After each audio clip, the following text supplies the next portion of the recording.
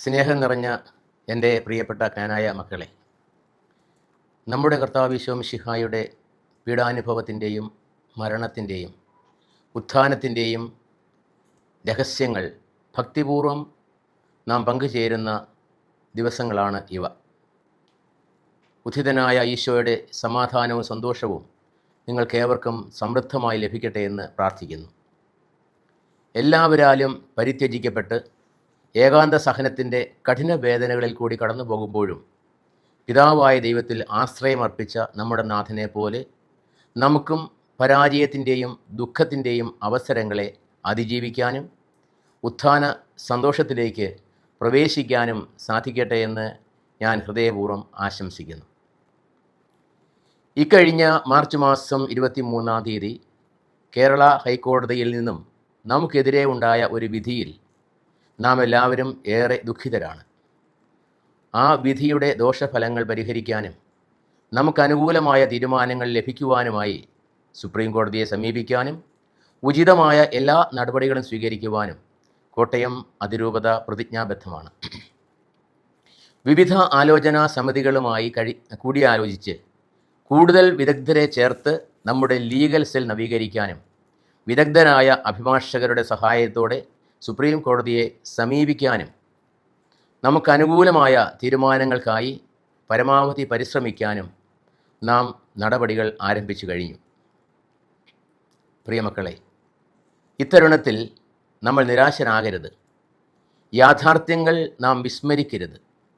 ഞാൻ മേലപ്പെട്ട ശുശ്രൂഷയിലേക്ക് വരുന്നതിന് മുൻപ് തന്നെ നമുക്കെതിരായി കോടതി വിധിയുണ്ടായ ബിജുവുതുപ്പ് കേസിനോട് ചേർത്ത് സമാന സ്വഭാവമുള്ള നവീകരണ സമിതി കേസിൻ്റെ അപ്പീൽ പരിഗണിക്കാൻ തീരുമാനിച്ചത് ബഹുമാനപ്പെട്ട കേരള ഹൈക്കോടതിയാണ്.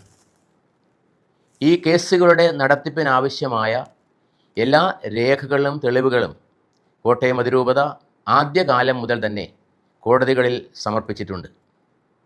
കഴിവും പ്രാപ്തിയുമുള്ള പ്രഗത്ഭനായ സുപ്രീം കോടതി അഭിഭാഷകനും അദ്ദേഹത്തോടൊപ്പം ഹൈക്കോടതിയിലെ പ്രഗത്ഭരായ അഭിഭാഷകരും ഈ കേസിൽ നമുക്ക് വേണ്ടി വാദിച്ചു. ഇവരുടെ അവതരണത്തിലോ വാദമുഖങ്ങളിലോ എന്തെങ്കിലും പിഴവുകളോ കുറവുകളോ ഉണ്ടായാൽ പരിഹരിക്കുന്നതിനും കാനായ സമുദായത്തിനു വേണ്ടി വാദിക്കുന്നതിനും വേണ്ടി വിവിധ സംഘടനകൾക്കും വ്യക്തികൾക്കും വേണ്ടി കോടതിയിൽ പ്രഗത്ഭരായ മറ്റ് അഭിഭാഷകരും സന്നിഹിതരായിരുന്നു. അതിനായി ത്യാഗങ്ങൾ ഏറ്റെടുത്ത കാനായ സഹോദരങ്ങളെ ഏറെ നന്ദിയോടെ ഓർക്കുന്നു.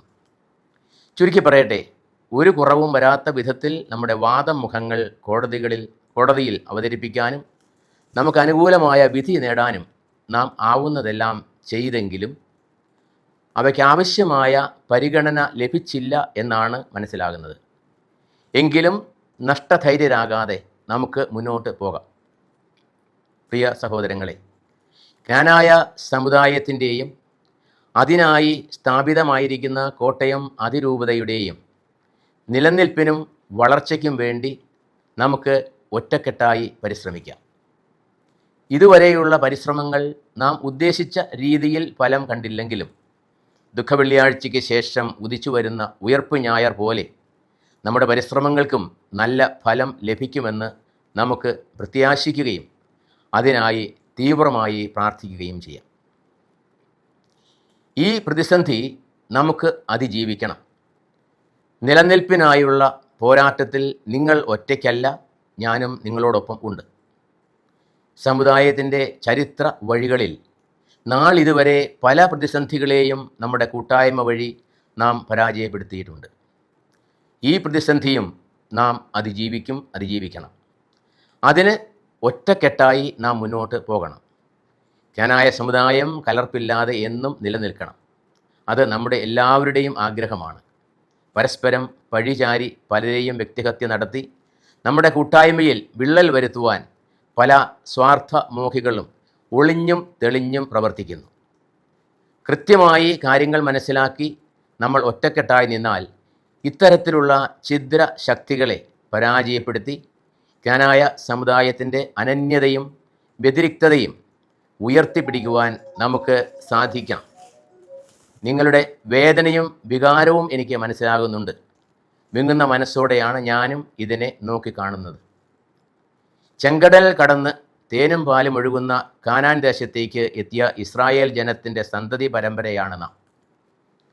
യഹോവയെ മുറുകെ പിടിച്ചപ്പോഴൊക്കെ അവർ വിജയ ശ്രീലാളിതരായി. നമ്മുടെ പൂർവ്വപിതാക്കന്മാരെ പോലെ ഈ വിഷമസന്ധിയിൽ ദൈവത്തെ മുറുകെ പിടിച്ച് നമുക്ക് മുന്നോട്ട് പോകാം. ദൈവം കൂടെയുള്ള ഒരു ജനതയാണ് കാനായ സമുദായം. അതിനെ പോറലേൽക്കാതെ ദൈവം സംരക്ഷിക്കുമെന്ന് നമുക്ക് പ്രത്യാശിക്കാം.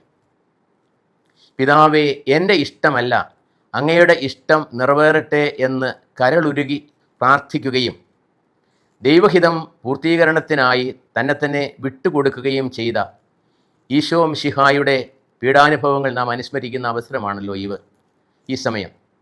നമുക്കും നമ്മെ ഓരോരുത്തരെയും കാനായ സമുദായത്തെ മുഴുവനായും ദൈവഹിതത്തിനായി സമർപ്പിക്കാം.